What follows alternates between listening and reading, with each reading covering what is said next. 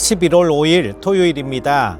이제 한 주간의 분주했던 시간들을 정리하고 주일을 준비하는 오늘입니다. 항상 하나님 중심, 예배 중심, 교회 중심, 말씀 중심의 삶을 살아갈 수 있기를 바랍니다. 함께 묵상할 말씀은요, 창세기 43장 15절에서 24절입니다.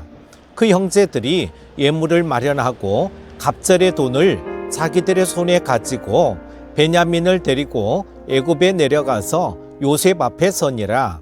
요셉은 베냐민이 그들과 함께 있음을 보고 자기의 청지기에게 이르되 이 사람들을 집으로 인도해 드리고 짐승을 잡고 준비하라. 이 사람들이 정오에 나와 함께 먹을 것이니라. 청지기가 요셉의 명대로 하여 그 사람들을 요셉의 집으로 인도하니 그 사람들이 요셉의 집으로 인도됨에 두려워하여 이르되 전번에 우리 자루에 들어있던 돈의 일로 우리가 끌려드는도다. 이는 우리를 억류하고 달려들어 우리를 잡아 노예로 삼고 우리의 나귀를 빼앗으려 함이로다 하고 그들이 요셉의 집 청지기에게 가까이 나아가 그 집 문 앞에서 그에게 말하여 이르되 내 주여 우리가 전번에 내려와서 양식을 사가지고 여관에 이르러 자루를 풀어본즉 각 사람의 돈이 전액 그대로 자루 아기에 있기로 우리가 도로 가져왔고 양식 살 다른 돈도 우리가 가지고 내려왔나이다. 우리의 돈을 우리 자루에 넣은 자는 누구인지 우리가 알지 못하나이다. 그가 이르되 너희는 안심하라. 두려워하지 말라. 너희 하나님 너희 아버지의 하나님이 재물을 너희 자루에 넣어 너희에게 주신 것이니라. 너희 돈은 내가 이미 받았느니라 하고 시므온을 그들에게로 이끌어내고 그들을 요셉의 집으로 인도하고 물을 주어 발을 씻게 하며 그들의 나귀에게 먹이를 주더라. 아멘. 여러 가지 시험이 있지만 그 중에 열등감이 큰 시험일 수가 있습니다. 이것을 감당하지 못해서 어려움을 당할 때가 굉장히 많이 있습니다. 열등감을 해결하지 못하면 우리가 마지막 시험을 이길 수가 없습니다. 우리가 인생을 살다 보면 상처를 주기도 하고 받기도 하는 것이죠. 상처를 받지 않는 사람은 없을 것입니다. 그 상처 때문에 크고 작은 문제가 발생하기도 합니다. 세월이 지나고 연륜이 쌓이면 이런 문제가 줄어들면 좋겠는데 나이가 들어갈수록 상처가 줄어들어야 하는데 나이가 들면 들수록 미움도 쌓이고 분함이 점점 쌓아져 어느 선에 가게 되면 폭발하게 된다는 것입니다. 이런 미움, 서운함이 쌓이면 인간의 악한 본능이 발동되고 다툼이 일어나고 비극과 같은 일이 일어나게 됩니다. 내 안에 이와 같은 분노가 일어나서 요셉은 이런 어려움이 있었음에도 이것을 잘 절제를 했습니다. 그러나 우리 인생들은 이러한 것들을 절제하지 못하고 악에 빠져 그것을 비화시켜서 문제화를 만든다는 사실입니다. 요셉은 지금 최고의 권력자 자리에 올라와 있습니다. 자신의 자리를 기억하고 어려웠던 시절을 기억하게 되면 식량을 구하러 온 형들을 보면서 분함과 보복 심리가 발동되어야 합니다. 형들이 식량을 구하러 자기의 사랑하는 동생을 데리고 자기 앞에 와 있잖아요. 어떻게 나한테 그럴 수가 있어? 그러나 요셉은 창세기 43장 16절에 보면 요셉은 베냐민이 그들과 함께 있음을 보고 자기의 청지기에게 이르되 이 사람들을 집으로 인도해 드리고 짐승을 잡고 준비하라. 이 사람들이 정오에 나와 함께 먹을 것이니라. 극진히 섬기는 것을 보게 됩니다. 복수 대신 사랑으로, 원망 대신 섬김으로 극진히 영접하게 됩니다. 원수를 은혜로 갚은 사람, 오늘의 주인공 요셉입니다. 또한 그곳에 볼모로 잡혀있던 시므온을 잘 선대해 줍니다. 애굽에 잡혀 있는 시므온은 동생 디나의 강간 사건이 있었을 때 세겜 사람들을 죽이려고 선동했던 사람들입니다. 그래서 결국 많은 피를 보게 되었습니다. 요셉을 잡아서 죽이려고 선동해서 웅덩이에 빠뜨렸던 사람이 시므온이었습니다. 또 뿐만 아니라 웅덩이에 빠뜨리고 요셉을 종으로 팔아서 넘긴 것도 시므온이 주동이 되어 그렇게 된 것입니다.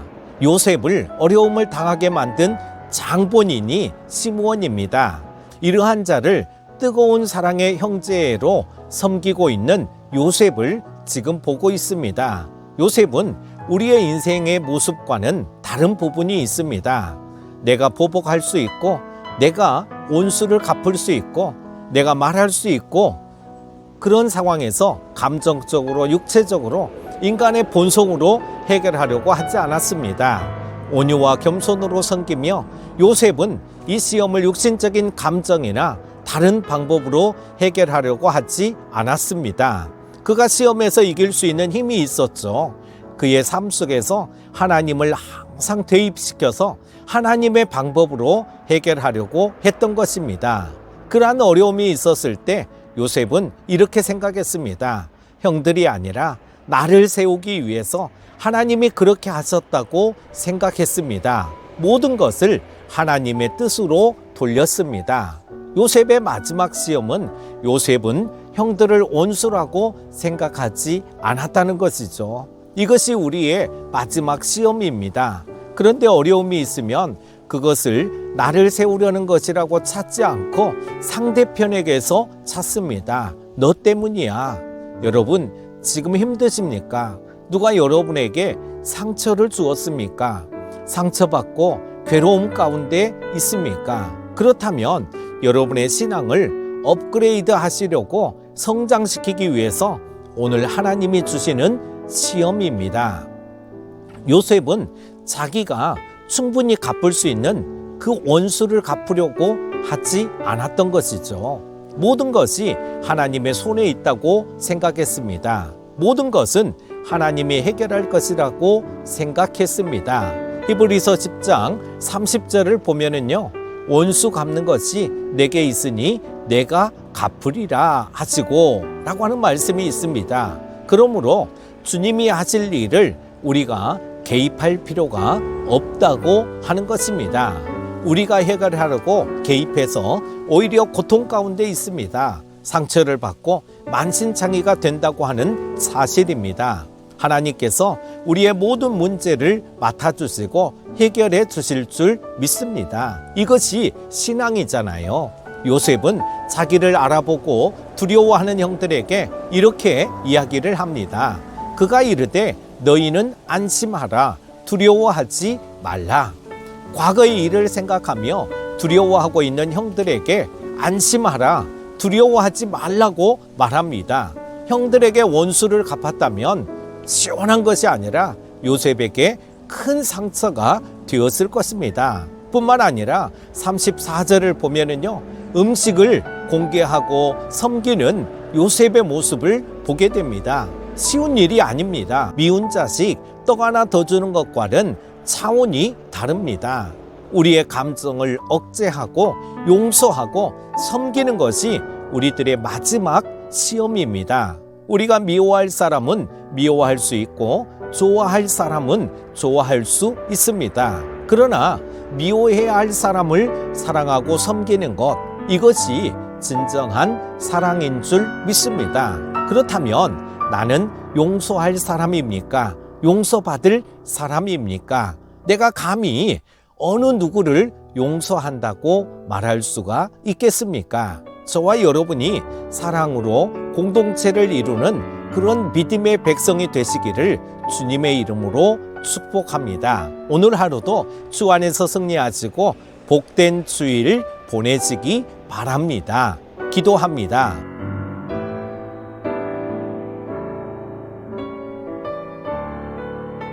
점점 쌀쌀한 날씨 가운데서도 말씀으로 힘을 주시고 위로하여 주시니 감사합니다.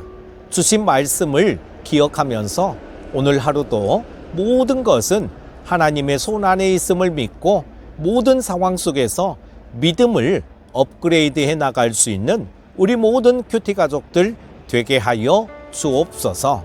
오늘도 일주일의 마무리를 잘하고 내일 복된 주일 되게 하여 주시기를 원하오며 예수님의 이름으로 기도합니다. 아멘.